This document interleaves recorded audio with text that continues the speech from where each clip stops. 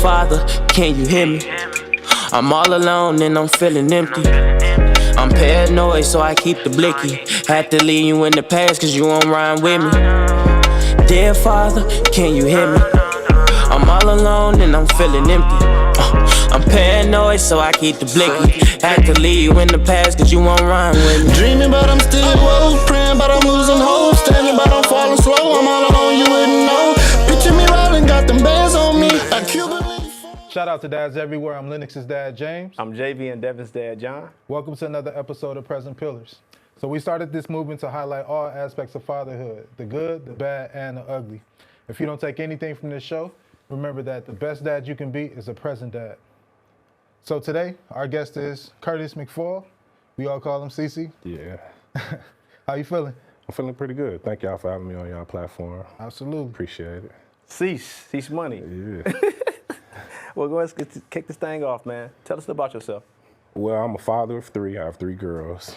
I currently work at the health department. I'm also the boys varsity basketball coach at Coloma. So this is going on my third season. So kind of in the middle of that, getting ready, trying to gear up for another season. Nice. All right, tell us about, you say you had three girls? Yes. Tell us about your girls. Three girls, 6, 5, and 3. All over the place right now. It's Halloween, so they arguing over costumes, crying over costumes right now, trying to figure out what they want to be. 6-year-old, first grade now, so she's exploring, trying to come into her own, goes to a different school now, so she's independent a little bit. She likes school so far. Middle child is now kindergarten, 5-year-old, so she's exploring her independence as well. She's not at her school with her sister for the first time, so she get to be herself. Plus my mom work at the school, so it's been kind of cool with that one. Inside a trade. Yeah, there you go. Keep her in line. Then the baby, 3, who's the boss of everything. I mean, just runs the house totally. Talking too good, walking too good, just doing everything on her own. And that's kind of where we at with it right now. So 3 girls? It's 3 girls, yes. Girl dad. Yes. Ultimate girl dad. There With you the go. cape on. Tell us about that. How does that affect you? Man, it can be traumatizing when you think too far ahead. I try not to think too far ahead. I want to stay this age right here. I'm not ready for phone calls or boys. I ain't ready for none of that right now. But I mean, it was good. I kind of waited late in life to have kids. I was 35 when I had my first one, so I was a little more mature. But it's an adventure every day. You got 3 different girls that you gotta love individually and all together. So it's been cool so far. I really enjoy it. That's what's up. So, since you're talking about your girls in the future and all of that, right? Yes. So have you ever considered how, maybe, I don't know if you was the ladies' man, quote unquote, back in the day, but. Nah, never. Never. But how do you think, how does that play into your maybe paranoia or thoughts about, I wouldn't quite say paranoia, but it is something that I think about that I try not to. You want to make sure they making responsible choices when they get older. So right now I feel like me and my wife, we just need to lay down the groundwork, just hopefully instill some values in them, that they can make the right choice. Hopefully I can model being the right choice. They can be like, if you're not like my dad, then you ain't really nothing anyway. So hopefully I can continue that, and we can just, because you never know when kids get old and grown, they're gonna make their own decisions. You just hope they can remember something that you told them or a message that you gave them about how to treat the opposite sex, and just make sure they have all the keys they need, hopefully, to make the right decisions. Yeah. No, and that makes sense. And you had mentioned about the morals and values instilling in your kids. How was your dad? That's a great question. And honestly, I can't tell you, because my father died when I was 8 years old. And I only can remember 3 or 4 instances, which is sad. I believe it's just been so much time has passed, and right when it happened, I was so young that I couldn't really grasp the finality of death. Like at the funeral, I'm playing around, because I don't know it's over. So that was kind of difficult. I really didn't get to know him how I should. I can't really remember a lot of things, maybe 3 instances, and that's not really much. It was so long ago. My father died in '88. I was 9, maybe 8 or 9.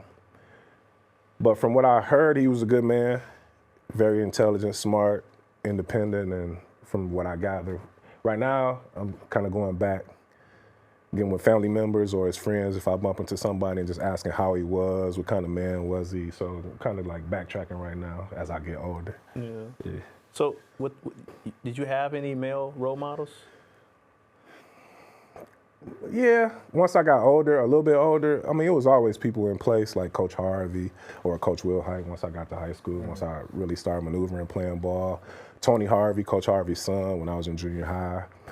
Ricky McDonald, who was another coach when I was in junior high. So I had males around. Yeah. But I'm really a granny baby, granny and mommy baby, you know what I'm saying? There really wasn't a lot of males around, my uncles. But I had people in places where I needed them at a time, so I think I got by with a few. Shout out to Mom. Yeah. Shout out to Mom. Yeah. Tell us about your relationship. Man, that's my girl. If anybody know me, they know my mom's name is Cookie. That's our nickname. Rather, her name is Janice. But if you know her, she come from To Say Anything University. What she gonna say? The first thing that come to her mind, I don't care if it's what it is, that's what she's gonna do. So she had me when she was 20. So she was relatively young. So we kind of like came up together. Like we grew up together. That's definitely my mother, but we kind of like brother and sister when you come to the arguments in our relationship. I was definitely one of the kids getting dropped off while my mom listening to Mary J. Blige. You know what I'm saying? Because she was a younger mom. So we kind of like listening, you know, she listening to her music, we ride and we going to the beach and whatever. So that's how I came up, just me and my mom. It's dope, man, because still having a strong role model, regardless of gender, you know, kind of plays a part in as you grow up and become a father yourself. So what is your parenting style? You know, knowing that you're a coach and a pretty authoritative figure, right? No, I ain't got no authority at the house. The girls run everything. You know, I get like, hey, but they don't really be doing nothing. They still be going on about their way. But I don't know. I'm kind of still cultivating my parenting style. You know, you have the values that you had when you was a child and that you got from your parents, but that's how they raised. It's a different time now. We got way too much now. Yeah. The world is kind of opened up with the internet, so you're trying to, so I don't know, I'm still adapting my style. I think I'm pretty hands-on. I make sure I try to learn how to do everything just in case my wife is gone so I can hold it down. You know, they think when they leave, everything gonna be going crazy. So, you know, I try to hold it down, learn how to swaddle a baby early, make sure I know how to maneuver. They was breastfed, so I didn't have to worry about the bottles. But just making sure, you know what I'm saying, I know how to do everything all across the board. Make me 100% man free, you know, so they can't knock. Yeah, no, I can't do that yet. Once I learn how to do that, though, it's over. She already know. Once I learn how to twist up a braid or something, it's game time. Yeah, no, she ain't trying to see that. She don't want me to take over. So being a product of a single parent household, what made you want to get married? I don't know. I think I found the right person for me first before we had kids or anything like that. I just thought she was the one. Our backgrounds are so different. She came from a two-parent household, both had a good job, you know what I'm saying? So I told her, you'll probably die if you couldn't pay a bill or something. You never know about that life right there. You don't know how to maneuver. But no, she came from a two-parent home, so she's seen it. You know, her dad was always around. He's still around right now. So, and as far as me, I'm not quite sure, you know? I just felt it was time for me to get married, settle down. I found a good girl, a great woman. So, you know, that's what you do when you find one, you lock it down. Was that like kind of a goal of yours? To get married? Yeah. No, come on, man.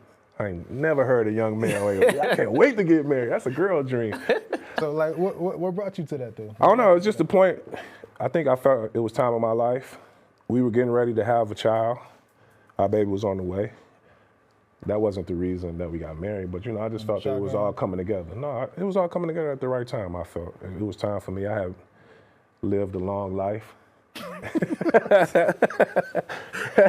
Lived a long life up until then, as far as being single, so it was just time. And we had been together for a while already. We've been together 15 years. We've been married 7 years, so it was just a long process. So, I mean, you're a coach, right? Yes. And how do you balance your time? Because I know when I had coaches, they were my dads, right? They were with us more than they were with their families. Tell us about that. That's one thing, I don't know. When I first got into coaching, I always said I didn't want to be one of those fathers who, you know, you mean so much to your kid, to your team, that also become your kids after so long you've been around them every day. I didn't want to be where I was so much for them and then my kids felt like I wasn't everything they needed me to be for them. So it's kind of a fine line I try to balance where I do got to do my job, got to cultivate talent, got to make sure everything is in place on that end. But I try to involve my kids. I can't wait till they get a little older so I can just bring them to the gym with me. That'll just kill two birds with one stone, have them play around. They try to come to games now. So I'm still trying to find that balance because it takes you away from the house a lot. I hate when I come home and they already in the bed and I ain't get to see them the whole day. Stuff like that when you got road games. So I don't know, I'm still trying to balance it, still trying to figure it out. How does it feel that, you were a Tiger, but you in Coloma land, but you see your family in the stands, right? It was good. I mean, I did everything I could do at Ben Harbor. We won the chip, so everybody should be happy with that right there. We definitely are. So yeah, so now I felt it was time for me. Me and Coach Sterling, we used to talk all the time. Like he would always be like, "Now, when you get your own team, you'll see how different it is when you move the seat over." So we was always preparing for it. And he actually was the one that told me. He was like, "Coloma's looking for a coach." He was like, "Man, I think you should go." At first, I was like, "Man, I ain't going no. Right. I ain't doing. I'm good right here.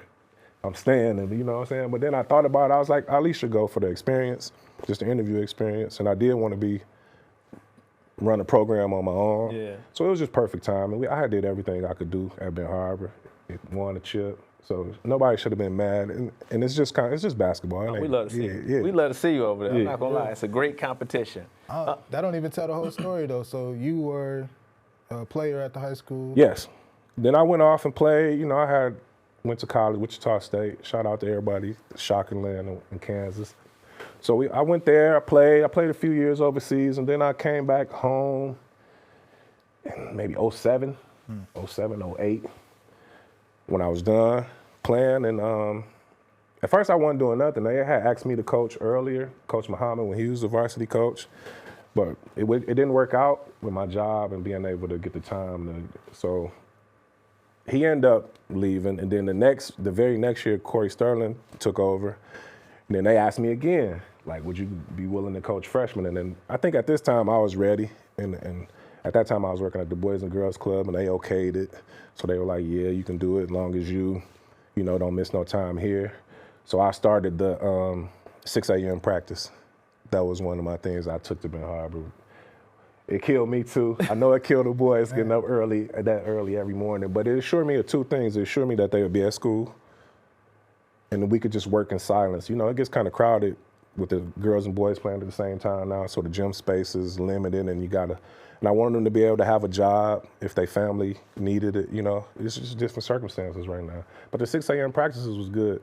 I got their full attention. We in the building, and we was getting work done. So that's how it started. I'm gonna tell you, it was your birthday, and I realized what the impact you had on, because I seen all your former players, just these heartfelt shout outs, like shout out to Coach Cease, them 6 a.m. practice a mug, but we love you, happy Father's Day, happy birthday. I was like, whoa, he had an impact beyond, I would say, a coach would. Yeah, before I even got to coaching, I was always behind the scenes working with the players at the Boys and Girls Club. But before they go to the high school, we'd come in, we'd get a few sessions in. So all the players that was coming up, I was always connected to the program. Just me being an alum, I would always come to the games. And then when they had players coming up through junior high, I'd work with them, and then we'd just ship them up to the high school. That's kind of what we was doing at that time. That's dope. So one of the things we do at Present Pillars is we try to stress the fact that you don't have to have biological children to be a father, right? True. So you do have your own children, but Yes. you've been a father to so many young men in our community, right? Exactly. So what do you see as the major factor in getting our young men on the right track? I don't know. I think it's communication from the older guys. It's a disconnect. I feel like we don't know how to talk to them, and they don't know how to talk to us. So it starts to be combative. Like we saying when we was in school, but that don't work right now for these young kids. You can't keep saying that, or back in the day I was this and that. These kids don't care nothing about what you did. I don't even talk about I played. So most of my kids don't even know I even played. They just think I just be talking. So we got to find a connect. It's some kind of way. It's gonna be our generation though. I'm a little older than y'all, but it's gonna be our generation. We're gonna have to pull back. That's how it go. Each one teach one. We go back. get a young man, talk to him, just give him advice, not telling them what to do. That's another thing I think. We just get to barking. You should do this and do that and do that instead of listening to them, because sometimes they have valid points. Yeah. You can take something from them and listen to it and try to help them, guide them along the way. That's kind of what I've been doing behind the scenes. You know, I don't really do a lot of things on the camera, but off the camera, definitely. Like the invisible hand. Yeah, I like to. I just like to be. He's there. I mean, it's easier in the background. When you get out front, it seems like people try to pick you apart. They do. Like, I don't know. It just seems like when you're trying to do something positive, they got so many negative things to say. Like, you should have did this, you should have did that. I kind of don't like working around people that don't have solutions. They only got problems. You just bring in more problems. If you got a solution, then bring it to the table. The young boys need us. I say that all the time, man. They need some guidance. It's wild out here right now. You know the community we living in right now. It's all young boys. They running wild, but they looking for guidance. Some people didn't come up with fathers. I mean, it's been the same cycle. You know, we've seen it. So we just gotta try to reach back, try to talk to them, try to gain a mutual ground where we can understand each other, where we can talk without arguing.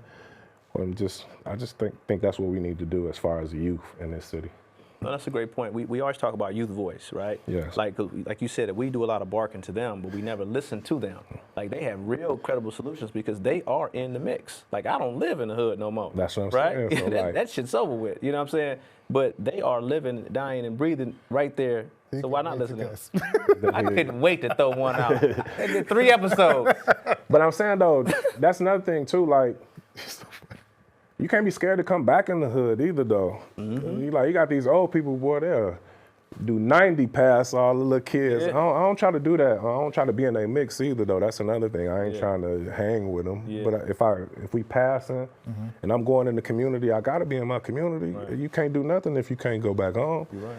So I try to meet them where they at sometimes. If I hear something going on, if this town too small, you're going to hear something. So if I hear some fractions and I know somebody in that fraction, I try to bend their ear. It's like, you should be going like this. You should do this.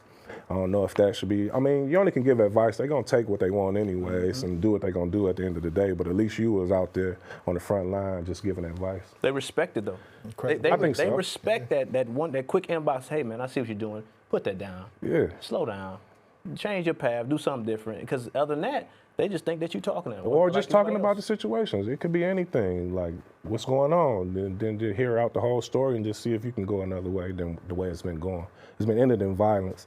I think really, we just need to get a boxing gym somewhere. There we go. And then if it's really an issue, we just gonna get the main two. We ain't gonna bring no phones. We ain't gonna have no family in there. We gonna let y'all two do what y'all do. And then everybody gonna go home alive at the end of the night. We gonna call everybody, and now it's squash. It's over. But then when they get to the gloves, people gonna be like, "Nah, we cool." Yeah, they gonna be like, "I don't want. No, it's all right." So I think that's what we need to do, man. Somebody need to get a boxing gym. We might have some pros in here. You never know. Let them get some of this aggression out, man. We might get some world champs out of here. So you've always been solution driven, right? Yeah. So speaking of that, it was a clip that been floating around of fathers showing up at the school, right? I sent it to you. Oh yeah. Yeah, I thought that was beautiful. That's small. People be thinking you got to come from.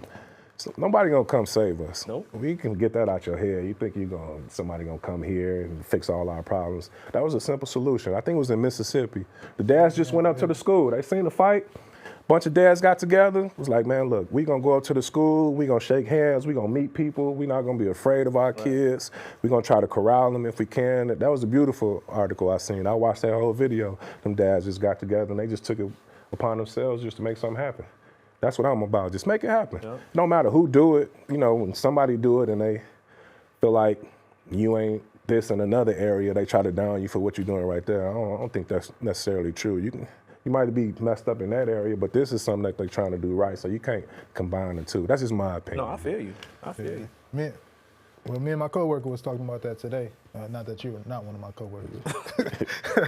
Throw that out there. Now, we were talking about how we have to put each other in position based on our strengths, right? Because if I put you in a position based on your weaknesses, I'm always going to complain about that, right? And who wants that type of negativity? True.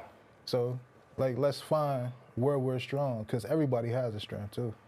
And that strength can contribute to whatever solutions we need. That's how I feel it should be. We should be reaching back. It's a beautiful time right now for the black man. I think It is. we finally, dad's finally coming back in style. It's cool to be one now. You ain't got to shun your responsibilities. We gonna take care of the babies like we supposed to. Now I think, and they don't have to be your immediate family. I mean, once you get that in order, then you start branching out. Now we are family in some kind of way. You know somebody, they know somebody. We should be able to bring it together. I think. In this time right now, especially in this community. I'm only speaking for this community. I don't know what's going on nowhere else in the world, but I know it's responsible black men here with jobs, 9 to 5s, kids that's taking care of their kids. It don't get publicized a lot. You know, you see the negativity, but I think it can be done if we just band together. I want to talk about this saying. You kind of touched on it. You and Jay McCree. Yes. Y'all have this saying about make dads cool again. Yeah, we gonna make daddies cool again, man. Somehow we done got, I don't know what happened, we got out the mix. Like all they show us the black moms, which is beautiful, they strong, but it's just dads out here, man. It's gotta be cool again. There's nothing wrong with going somewhere. I appreciate and love when I go somewhere and I see a father with his kids, just interacting, just moving around. Speak like with TJ, for example. Right. I like to see that. Before I had kids, I was the homie. Like if your kids got something, I'm pulling up. If it's a gang, I'm pulling up. If you my friend and I associate with my little cousins, I'm pulling up before I had mine. That's just the way I was rolling. Cause I like to see that. We gotta do that. We gotta get back in the lives. We gotta continue to raise our own. Who else gonna do it? They gonna throw them in jail if you don't do it. Yeah. And if you ain't reading about 3rd grade, they got a jail for you. Pipeline. It's crazy you say that because when I was watching this it was a barbershop scene. This dude with a fro, and he was just talking about like making babies, and they was getting high fives. And I was like, it must have been okay to just be a Rolling Stone and then don't worry about it. And then we stuck with no fathers or a whole bunch of siblings that you don't know about. I'm like, so now it's a trend. Like we're trying to make dads cool again. We're trying to be responsible, respectful. We're trying to be there for our babies. We're trying to change the culture and the narrative because obviously in the past, those jive turkeys is what they were saying. They didn't give a fuck. You know what I'm saying?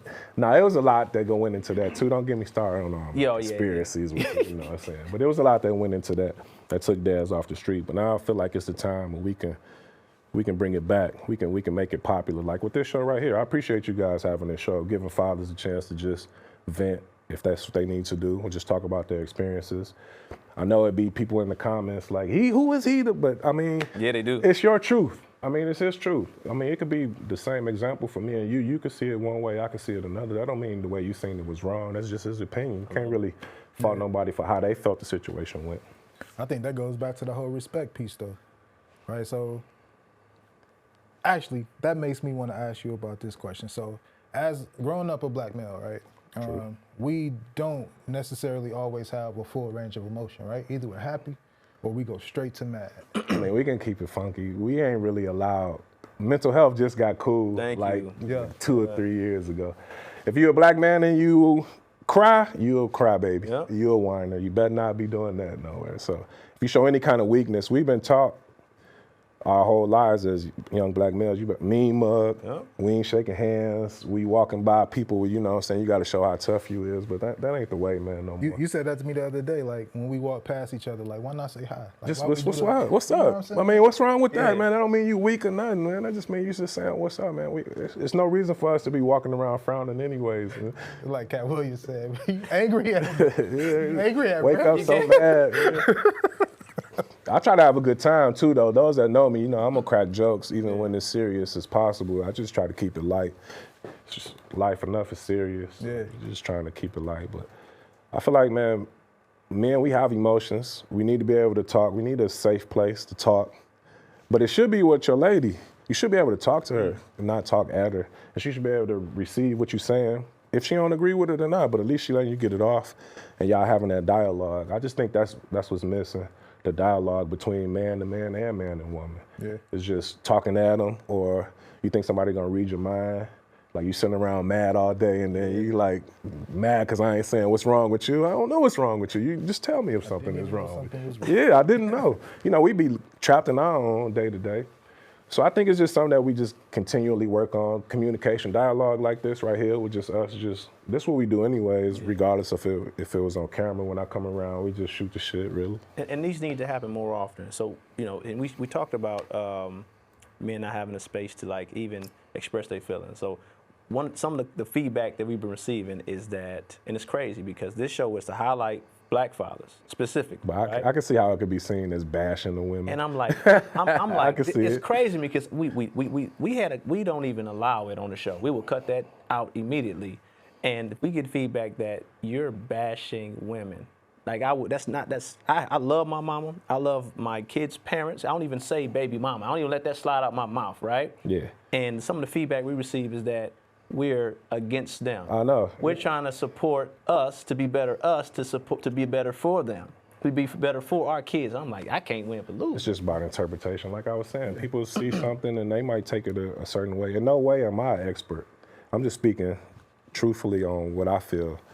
But you know, people get so sensitive when you say things, man. Yeah. Even I seen a few of the episodes and the guys were talking. They were just talking about situations that they had with their baby mom or wife or whatever. That's their truth. Right. Doesn't mean they bashing you. That's just how they feel things went. So sometimes, you know, it can get lost in translation. We don't give each other time to thoroughly explain. As soon as we see hear one word, we jumping on that one word and we carrying up the whole conversation like that. Yeah. Yep. Man. So if you know, we coming to a close, but if you had to give some advice to your younger self at the beginning of your fatherhood journey, what would that be? And look directly in the camera because you're going to impact somebody's life. I wouldn't say myself, but I would say a younger parent because I was mature. I felt 35 years old and I had a kid. So I would say to a younger parent, a younger male that's about to have a baby, I would tell you don't let your financial situation dictate how you move with your kids. I know it's a lot of pressure that gets put on males. Got to provide, got to have money. That pressure could come from society or it could come from within, depending on your relationship with your baby mom or their family or how it goes. So I would say don't let your financial situation dictate how much time you spend with your kids. Sometimes you just got to grind it out until you get your money right. Sometimes your money will get right through your relationship with your kids. Then the universe will open up for you, I feel, if you're doing what you're supposed to do in your family. So just take your time until your money gets right, if that's the problem, but don't let that be a deterrent, and don't let nobody else dictate how much money you should be doing and what you should be doing and what you should be paying for, because I mean, things need to get paid for, that's true. And you have to work towards being financially responsible for your kids. But once you realize, like, you can have some brand new Jordans on the table and you can have a shoe, elephant, a real elephant, the head, and you got Jordans on this side and elephant on this side, your kid's gonna pick the elephant shoe and you're gonna be mad. You're gonna be like, man, what? They're gonna be like, nah, we want these. Yeah. So it don't take a lot of money it don't take a lot of money when you really think about it, because your kids, their choices, they ain't ingrained like we are. You put that in them with a material thinking they need this and that. As long as they clean, healthy, and fed, there you go. And you love on them. Oh, and I would say, always tell them you love them. That's something I do in my house. We hug, we kiss, we say we love you all day. You got to do that. Because I seen a lot of males on this show. They're like, my daddy didn't tell me he loved me. It's real. It's real. So you got to just set that tone in the house. We a loving family. We going to communicate. We always going to say we love each other. We going to hug it out every day, even to make it if it's uncomfortable for you. I hope my kids continue to allow me to do that when they get older. Hopefully I'm still cool enough to be doing that. But that's my advice. You will, because your dad ceased. Yeah, there you go. Right. So. Also, if I could piggyback on what he just said, for those dads, if you do need help with anything, reach out to us. We got a lot of resources between all of us, and I don't just mean me and John. I mean, dads, you know. You never know. Like John always talks about getting away from surface level conversation. I say bullshit, but yeah, I get it. So if we get away from that, the person you need could be right next to you, right? Cece could have the answer to my question or my problem, and I asked him who was going to win between Green Bay and Arizona today, right? If I ask you that instead of what my real issue is, right? Then you never know. That's what I'm saying. So don't have too much pride. I know. if you got a question and you see somebody, that's what we need to do. We need to unite. If I see a dad somewhere and I'm going through something and I know him and I know he probably been through the same situation, I'll just grab his ear. So what happens when this and this? And maybe he can drop some game on you so you can go approach your situation better. I believe we be too proud to take advice sometimes. Like, we look at the person that the advice coming from. I always said, man, a bum could tell you something good. That don't mean just because he a bum, the advice he giving you might not work for him, but it may work for you. So just take the advice sometimes. I think we look at where it's coming from, and then we pick that person apart. Well, he ain't doing this and that, but he just told you something that you could probably use. Just separate that from the person from the advice and just try to move forward. Well, Cease, this has been an amazing interview. Yes, sir. Good job. I appreciate you. I appreciate y'all. This was dope. This Thank was dope, man. Well, this is Present Pillars, and we out. Peace. What's up, Pops? What another fire episode from the Ultimate Girl Dad.